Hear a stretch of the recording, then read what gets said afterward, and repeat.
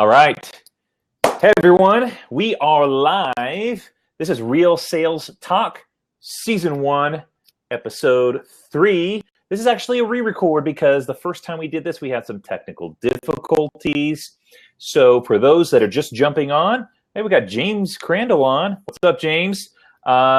This is a sales show. This is for salespeople by real salespeople. Henry and I have sales quotas. We sit in the sales seat, and we are pounding the sales out every single day and passing along our insights, our knowledge, as well as bringing some of our friends on to Real Sales Talk to pass along their knowledge as well. So welcome to Episode 3. Henry, how are you doing today? I'm doing well, Sean. Doing well. I have a lot to talk about today, actually, and kind of crazy enough has to go with our topic, but wasn't on purpose. Before I kind of get into all that, I mean, I guess I wanted to first hit on to let everybody know if you're watching this now or later. Hashtag Real Sales Talk is where we do a lot of our chatter on the Twitters and anything else that uses hashtags, but I think it's mostly Twitter. So, feel free to engage with Sean or I on there. I'm at Talk to Henry J. Sean's at Sean M. Mitchell, and I would love to continue to engage. Yep, absolutely. So this is so for those that are familiar with Blab, you know how this works. You can post a question. Since this is a re-record, we haven't advertised this re-record at all, so don't expect a lot of people on. However, for James and for others that jump on during this re-record, please feel free and chat your question or your thoughts in the message box bottom right. You can also share this Blab as well, top left, I believe. And let's I'm excited, Henry. So what do we got? What do we got for today? bit.do /SoundCloud -real sales makes it a little easier way to kind of find our SoundCloud. If that's not easier, we can find another way to kind of put it in, but just trying to make it easier for people to find us. Great. Cool. So one thing I wanted to kind of, and this is going a little off script, but yep. I wanted to kind of talk a little bit about was, so you're familiar with Peter Caputa and the HubSpot team. So I've been a big fan of him and this guy, Rick Roberge, who's Mark Roberge, the VP of HubSpot's father, for a long time now. And so I read a lot of their blogs and all that kind of stuff that they do. And today was engaging with Peter on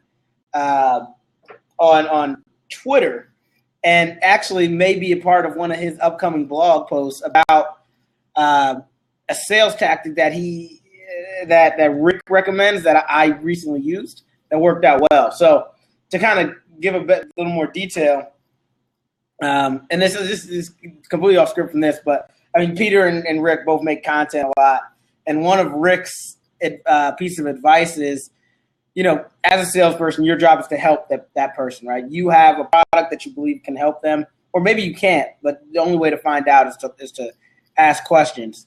And we've all probably been in that situation where you're asking questions, but you can feel the person.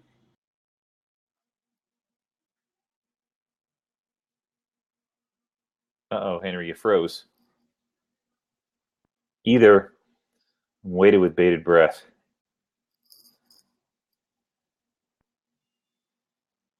Your face froze. Henry, you might need to refresh your screen if you can hear me. Let me just pick up. So once we get you live back again, I'll let you finish your story about HubSpot and content creation. Let's first start off by defining what content curation is and what content creation is. We had this question when we did this Blab live. Okay, Henry's restarting here. So what is content curation and what is content creation? So curation is when you, as a, let's say, salesperson, take different pieces of information from the web. People are posting different pieces of information, and you share it out to your audience. So So this Hey, is Sean, this you is there? typically, yeah. Sorry about that. Oops, where'd you go? You just disappeared. We lost him again. So what is content curation? It's when you grab stuff from online and you present it to your audience. Content curation is when you create your own content. You take lessons learned, you take things that you've encountered in that day, and then you create content, you share it. So I was just defining what content curation and content creation is, because we had that last time we did the episode live. So finish your story about a HubSpot. Yeah, so it was a blog post that Rick Roberge did, and essentially his whole thing is your job as a salesperson not to be the person's friend, is to help them, right? And in his opinion, a lot of salespeople get that confused in that they're always looking for somebody to like them at the expense of helping them, right? You can do both, but number one should be helping the person. So, you sometimes run into that time where you're asking them questions to get a better idea, to qualify, and then talk about how your platform helps. But sometimes you run into that time where the person either gets standoffish because you're asking too many questions, or maybe you start to back up because you're going to ask a question that may be a little intrusive, right?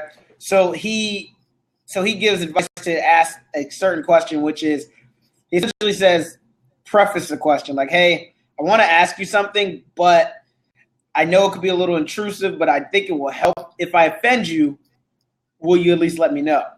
And ask that first, and then the person goes, yeah, no worries. I have tough skin. I can take it. That way, then when you ask that question, you guys both acknowledge that I'm here to help you, and it enables you to ask a lot more of a difficult question. And the reason I'm telling this is because I did this today, and it went so well. So I just felt like I wanted to tell the story because, as we talk about, right, we're real simple telling sales stories. So we're going to have, stories every day kind of thing. And something that I gathered from somebody's content creation that they did, but that I will curate moving into the future. Yeah. I love that. So to just kind of take away some of the primary points or objectives. Number one is to prep them for something that could be taken as direct or maybe could be taken as that person could be offended. As well, it gives them permission to let you know if they feel uncomfortable. Exactly. I like it. Okay, that's really cool. I'm gonna chew on that a little bit more, but I can see how it would work well. Yeah. Because you're prepping them and you're giving them permission to say if they if they feel uncomfortable or don't like it or something like that. Yeah. It worked. So today it happened to me, and I was about to lost an opportunity, and I asked the guy a question. I pretty much asked him like, is this out of your price range? He's like, yeah, it is. And he's like, we'll probably buy something else. And then my next question, because I figured it was kind of gone, I was like, well, let me ask you, what's your revenue? What do you guys do over last year? I was like, we did 80 million, and at 80 million. There's no way my product is outpriced. Mm-hmm. So I asked them the question, right? I say, let me ask you, I want to ask you a question. I'm a very transparent kind of guy, and I want to be transparent here to ask you a question. If I offend you, will you let me know? And he says, yeah, I'll let you know. But I think I should be good. So then I said, you guys did $80 million last year. I don't think it makes sense for you not to buy my product.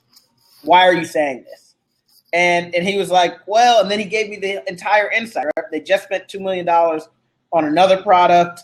They his boss told him no, but didn't give him much of a reason. He doesn't have some equipment that he needs. So now I have a full picture, and now it's still an opportunity. Now we've decided to continue to move forward. But we both agree that we need to talk to his boss to get it done. So it worked out very well for me. That's cool. later today. So it's still an active opportunity for you then. Yeah. Well, because if I didn't first off know his revenue, I wouldn't have asked that because I couldn't find it anywhere online, so I couldn't ask him the question. Yeah. I couldn't find, I had to ask the revenue question. But then once I knew that monetary, the ROI was beyond positive for him to buy our product. And I needed him to kind of tell me more of why he didn't. But that was the only way I could ask it, because I just felt like if I said to him, like, why aren't you going to buy it? It comes off a little, aggressive. But if you ask him that first, it's less aggressive and more, I'm trying to understand you. I want to help you, That's so I actually I could have used that today, actually, because I first of the month, I'm trying to take a look at, I'm assessing the land and trying to take a look at what opportunities can I count on to come in for May. So followed up with someone who I did a demo for, liked it, saw the value in it, wanted to talk with some of the other decision makers in the company, small company, really, really smaller opportunity, 35 employees. And so I hadn't heard from him in a few weeks. So called him, and I mean, we're talking like, he kept saying, haven't had a chance to look at it. I'll get back with you. Mm-hmm. He wasn't giving me a specific time. So I felt like it was just a brush off, essentially. And so I said, this is $112 a month. This should be, this is going to help you with X, Y, and Z. And what I probably could have said is exactly the approach that you're talking about, which is, preface it, give him permission to give feedback, and then make the and then ask the question, why is $112 a challenge for you? It was mind blowing for me, man. And I'll put the article in this in the side here for people to check out. But it was awesome in my opinion. So cool. So while you do that, let's transition into the first topic here, which is why is it important to. Let's first address content curation, but we can also segue into why it's important to content create as well. So, Henry, why, in your opinion, do you think it's important to content curate content? Yeah, so I think something like what we just talked about, right, is one of the big reasons why it's important to curate. That what I read there is something that I did not come up with. I would not have been capable of writing an article about this, especially not prior to reading that article. But I still find it to be something that's valuable for my friends in sales or anybody I know in sales. So sharing it in this way, kind of giving some context around that, I think is huge. Yeah. I think with both, I think this goes for both curation and creation, but I think it's a really great way to build an audience, to also articulate what exactly it is that you're learning. I think in particular, when you create content, you have to think about what it is that you want to say and how you want to say it. And as well, I think a lot of salespeople do things out of instinct and they really don't know why. And so creating content around things that you do can be a very great way to think through the process, the thing that makes you successful, and then articulate it. So I really love that about creation. Curation can be really, really good if used in moderation. And I know I've shared this opinion before, but it can be a really great way to share content that, as you're saying, is maybe not something that you've experienced or learned yet, but can read it, like it, and share it with other people as a way of creating value to the audience that's following you. Yeah, and I don't think it's a because I think we all curate and create, right? I think it's when you go to one end of the spectrum or the other wholly that you start to miss out on some of the value, right? People who curate without adding any type of value on top of it it can be an issue, right? Like the people who just simply retweet articles and don't tell you why they retweeted it. It's like, well, why are you telling me to read this? Did you even read this, right? And I think that can be an issue with curation. And then with creation, I think there's also that issue, right, of are you just writing to write, where you could have pointed me to somebody who wrote it better or did it better already. So yeah. James is adding in a thought here. He says, perhaps discuss how you build an audience to begin with, especially B2B and business owners. I think this is a good topic. And James, if you want to join us by video, you're welcome to. I'm not sure if you have the ability to wherever you're at, but you're welcome to dialogue about us through video if you want to join in. But we'll jam about this. Henry, what do you say about this? So I have thoughts on it. I'd say that largely my building of an audience in my B2B space has been done offline and then brought off online, right? So, for example, people that I meet. So I talked about this on one of our last podcasts and the way that I use LinkedIn, right? Essentially, if I talk to you ever, I will add you on LinkedIn. One of the great things about that in terms of building an audience is that if I ever release a blog post on my LinkedIn, that LinkedIn blog thing, it automatically pushes out to everybody there. That way I already have a built-in audience via LinkedIn. Obviously, not all of those people are going to engage with my content, but let's say I have, which I do, over 500. I don't know how many I have, but I have over 500. Let's say 10% engage. That's an extra 50 people who had no clue that I wrote this kind of content, that no clue about any of that, and then you can leverage that to then build your audience elsewhere. Yeah. So I'll take a different spin on this, James, and address this by answering it like this. So if you want to build an audience to begin with from the very beginning, you've got to think about, number one, who that audience is. Who is your ideal audience, or who do you want to listen to your message? So determine that, because that then allows you to decide what sort of topics am I going to talk about. So here's kind of a decision that I made when I started to create content. I could have either gone create sales content to build a sales audience, which would then expose me to the sales world, or I could create B2B content and try and attract potential customers my way. I think whichever way you go, and I think you're asking about B2B or as a business owner, the idea here is to create valuable content that addresses specific problems, challenges, and hangups that one of your potential customers would have. So,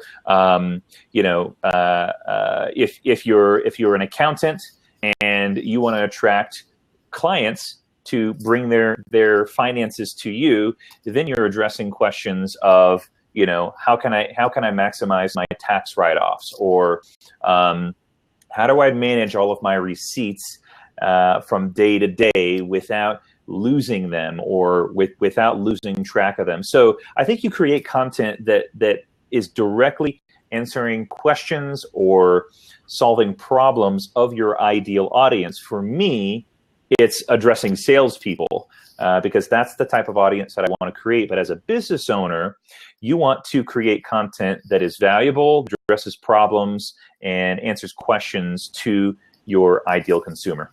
Yeah, and to build off that, I think the easiest way to think about like what Sean's talking about is they ask, we answer, right? So if somebody asks you a question about anything in your business, that is a potential piece of content that can be built around it, right? So it could say, let's say you sell pools, right?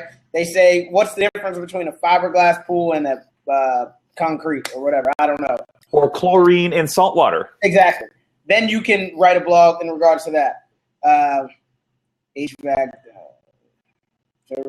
service. So James says he services business that would need my web services, HVAC, medical, dental, any biz that relies upon customers showing up to a scheduled event for generating their revenue. Okay, so yeah, I would think about like what those people ask you when they're looking for websites or when they're talking to you about doing their job, right? Maybe it's, how do I get more customers, or because I'd imagine that's probably around why they're looking at your web service, or how do I get people to show up to their scheduled their appointment, etc. I think those are good content places to start, and then talk to your customers, right? They'll give you more ideas as you continue to go. You can also think about objections that you commonly get. If you're getting the same no every time, you might create some content addressing that objection. Most people think X, it's actually Y, or a lot of people have questions about A. Here's my response and what I see with successful businesses in B. So I hopefully that helps, James. James, I know I've watched some of your Periscopes, so I know you're a business owner and you're crushing the cold calls and the phone calls. I remember watching some of your stuff, so hopefully that helps. One of the books that comes to mind, and I'm sure you probably read it, is Inbound Marketing that HubSpot wrote way back when. They kind of wrote the book on. They wrote the philosophy on generating leads through creating valuable content that naturally attracts people. Yeah, it's called Inbound Marketing, right? So I don't have the HubSpot's Inbound Marketing book. Gotcha. There's a book that I read. It's an ebook from Marcus Sheridan. It's on the saleslion.com. And I forgot what it's called. It's the Inbound Marketing Guide or something of that nature. But that's a really good one, right? Because in the context of where people hang out, one place that everybody hangs out is Google, right? So you want to kind of think about, in terms of how you write the content, are people going to Google the questions to find you? So maybe it's, maybe somebody's going to write, what kind of website should a dry cleaner have, right? And that can be there. You can write a blog post just in regards to that. So if anybody Googles that, you're going to be number one, because nobody else is going to be fighting for that long-term phrase. And then you can start to think about them in questions in that nature, because nobody will be competing with you in that way on that topic. So that'd be how I would approach it. That being said, right, a lot of my knowledge on that is coming from the second hand, from like books like this one that Sean just linked up. So I'd recommend definitely checking some of that stuff out. Yeah. So another thought, James, that to your comment about in the context of where they hang out online is your difficulty. So you could go out and get people, or you can create the quote unquote trap or lay the bait for them to come to you. And that's the whole idea of inbound marketing, is that you're creating content upon content upon content that they then just search. So, if I'm Mr. Business Owner and I'm trying to figure out how I, let's say, how can I online book appointments for, let's say it's HVAC. So how can I book appointments on my website that go directly to my phone?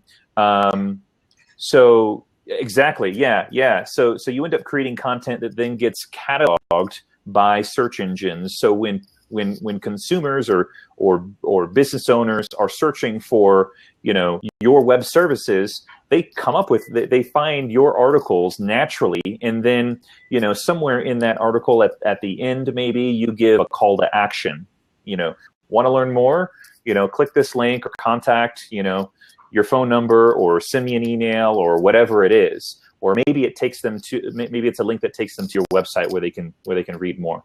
That, I think, is a really, really nice way to attract people to you.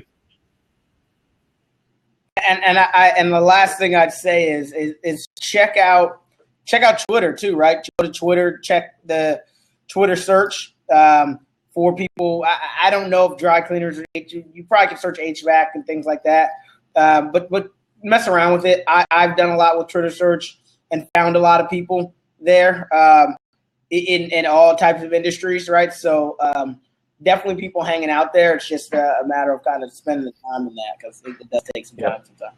Okay, so let's this next topic will actually complement what James is asking, which is how do you curate valuable content? What are some strategies around that, or what are some tips and tricks that will help people listening curate content?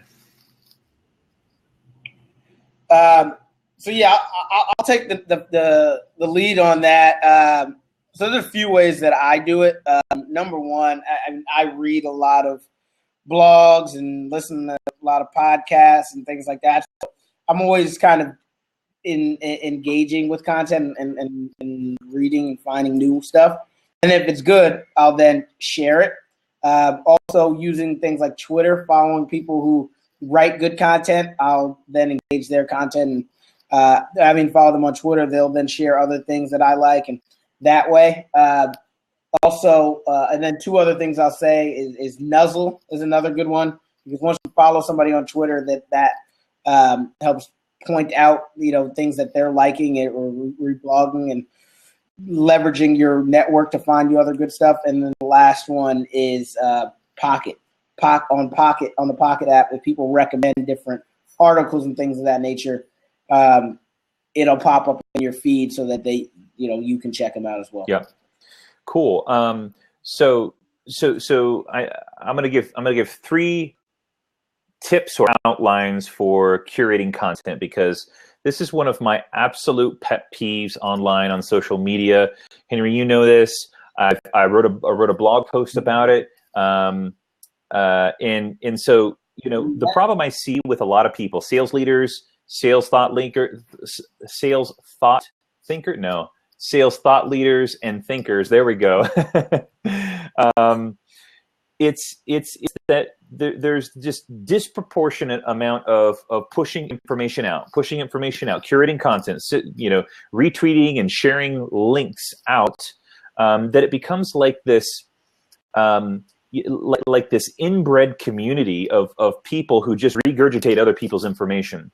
And I really don't like to see when people are all they do, like let's say, with some people on Twitter, I see 90% of the tweets that they have are retweeted or sharing out other people's content. And my problem with that is that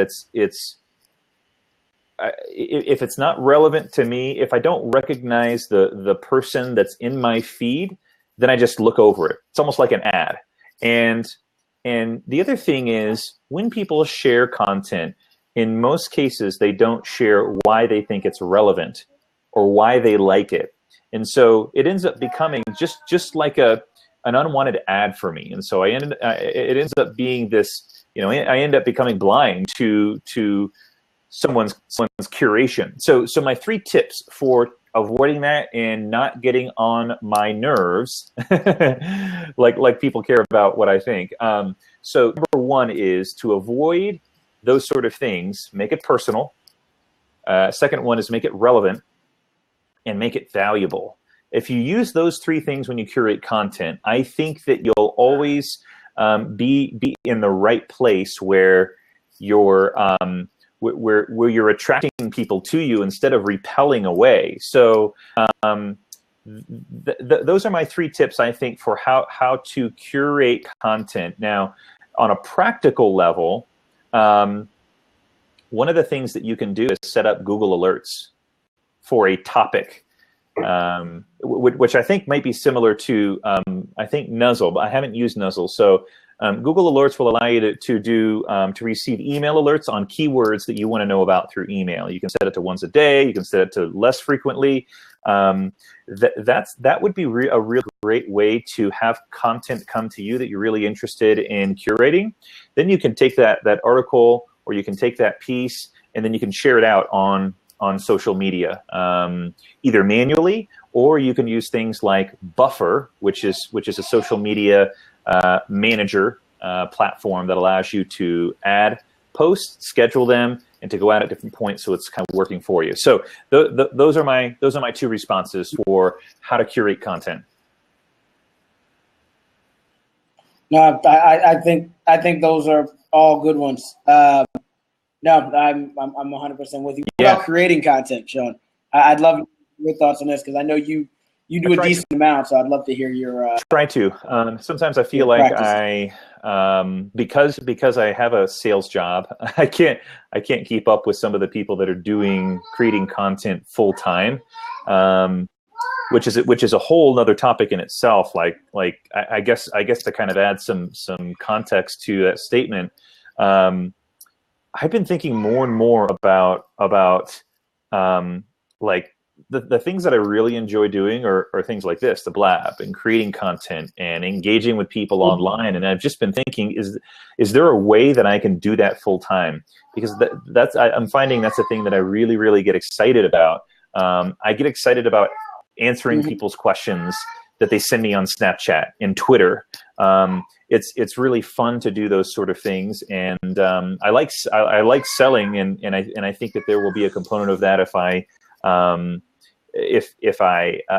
end up starting my own consultancy business. But how do I create content, or how can I do it successfully? Number one, I think, is you got to schedule it. You got to put it in your calendar so that if you get busy doing something, it pops up on your phone or pops up on your computer as a reminder to, write that blog post, or send that email, or send that tweet, or post that Facebook article.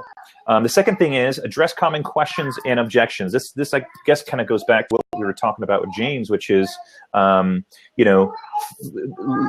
your ear to the ground and listen to things that people are saying, and things that objections that you commonly get when you're having sales conversations with people. Take those problems and create content around it. And this is really good for a couple of reasons. Number one, it allows you to create content, but I think more importantly, it allows you to think through the process of, how do I respond to that situation? If you get an objection and you don't really know how to answer it, let that be the first and last time that you get that objection. Hang up the phone, think about what you could have done better, create content, create a blog post around it, or tweet around it, or Facebook post, and then share it out. That way, you've thought through the process and figured out what you could have done better. You've also leveraged content creation at the same time. The last thing is Google Analytics search around topics that people are searching for online. James, this is another good one for you.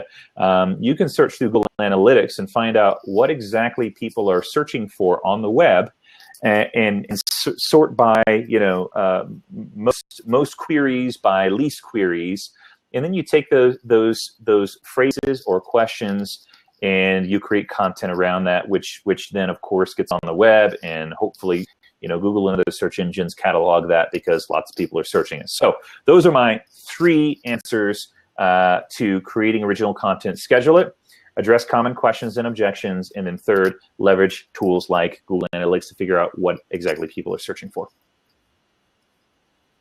There's a lot in there. Yeah. I don't have great. I create content like this, right? Most of my content comes in video form or voice. I do a decent amount of stuff on Anchor. I do stuff on Snapchat every day. Well, every selling day, right? So Monday through Friday, typically. And obviously the blab, and also Twitter. In terms of creating content, I think Twitter can be a really good place as well. One that I'll add is, because just engaging with people in your industry, sometimes you'll come up with things that were not previously in your mind, right? So Twitter is one way to do that, but also just talking with your coworkers and people in your realm can help with coming up with some content. Maybe you're talking to somebody and you go, you know what? That'd be a good conversation for a customer to be a fly on the wall for. Boom, that should be something you write. Right? So, or if you do speeches, right? So I do a lot of speeches. As you were talking, Sean, I'm like, maybe I should have somebody record one of my next ones, so that way that I can put that somewhere. I'm not a writer as much as I'd like to be. I'm going to work on it. I'm committing to it, but you do what you're good at, right? If you're doing something else in terms of making content, figure a way to leverage that, whether that's recording it, taking snippets of it, and putting it on Anchor or Snapchat, things like that. Okay, so we're going to round the conversation up by talking about resources that those that are listening can utilize and help execute on content curation and creation. So, Henry, do you have any thoughts? I know you've given a few. Maybe you can summarize the ones that you mentioned and then add in any others that you think would be helpful for our listeners.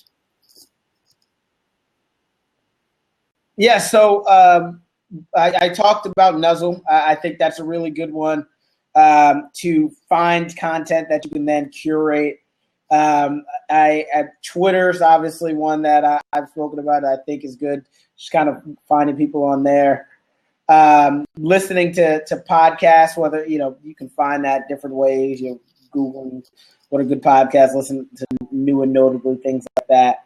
And then the one that I didn't mention was BuzzSumo, and it's kind of like Google Trends, but what it takes like the trends of what people are sharing. So you go to BuzzSumo, you search your topic. So let's say it's growth hacker marketing or whatever, and then it will tell you the top articles that are being shared on social. So there's a few different ways that people think about content, right? There's some that think about how it's going to be Googled, but then there's also how is it going to be shared. So BuzzSumo is more on the shared side. Great. I've got 4 suggestions.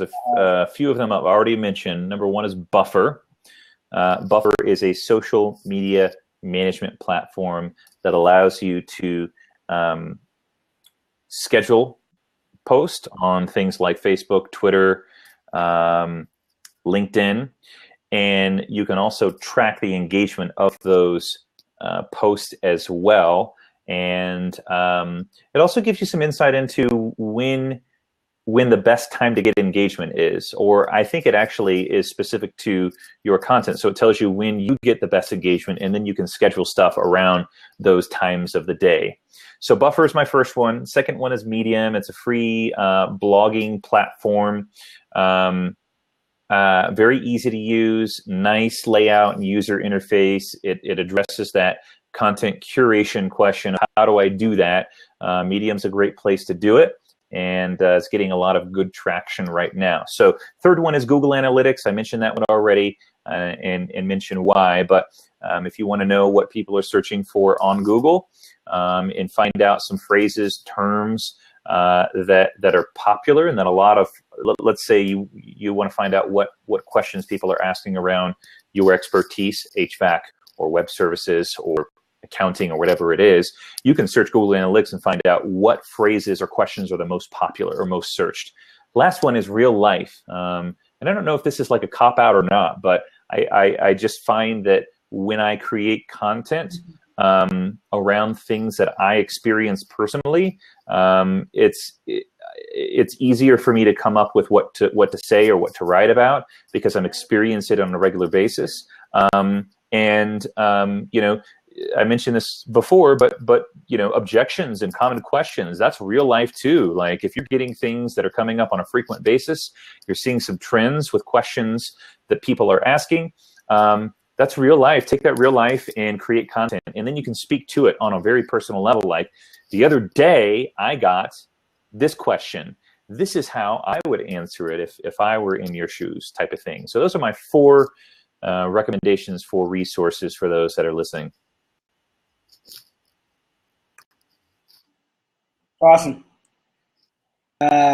Yeah. So no, I don't think we're going to get too much. So I guess I can today. close it up here. So thank you to everyone that has taken the time to listen to this. Yeah, and James for being on it live. Awesome. Yeah, James, we do this every Tuesday at 9 p.m. Eastern. We are doing this on a Monday night because when we did this one live, we had some technical difficulties. So we're re-recording it so that we can get this online and people can enjoy it. Perfect. I'm glad you see all of those alerts. So I feel like I'm talking like Back to the Future. So if you're watching these these episodes in order, what's up, Phil? If you're watching these episodes in order, the next one after episode 3, which is this one, is episode 4. Now, we've already recorded that. We had an amazing guest on the Blab show, Katie Lance. She's a social media strategist. She just crushes it. She's a great business owner. She's a great salesperson. She's one of my friends. And the episode was off the hook, right? Right, Henry? You enjoyed it. It's probably my favorite one yet. It was we had a lot of engagement. Yep. Katie was dropping gems. Yep. So so if you're watching this in order, the next one is episode 4, season 1, episode 4. Watch that one next, and then the one that we'll be recording next live is "Does Your Leadership Suck?" ? By my friend Matt Koenig, who's a salesman and entrepreneur, runs his own sales and marketing consulting business. He's based out of Kalamazoo, Michigan. So that's going to be episode 5, and that's the next one that we record live. So if you're watching this, those are the next 2 that you need to take a look at. Thanks everyone for joining. Phil, we'll give you a shout out too. Phil, we got you coming up as a guest of ours talking about how to, let's see if I remember this, maybe you can help, Phil, but how to build sales development reps that fill the funnel. I think I'm getting pretty close on the title that we agreed upon, but that one's going to be really, really good too. And I definitely want to make sure that I invite my SDRs that are a part of my company's team. I think, Henry, you had talked about inviting yours as well. Cool. I definitely am. I'm going to see if I can pull up the date for that really fast. Yeah, Phil, I'm excited about it. That's going to be the 17th of May. So after this will be in a couple more weeks. Episode 7, I believe, will be Phil Keen's. Phil Keen will be a guest on our show and talking about SDRs and how to fill that funnel, that sales funnel. So thank you for everyone's joining. Have an amazing week, and we'll see you on the next Real Sales Talk.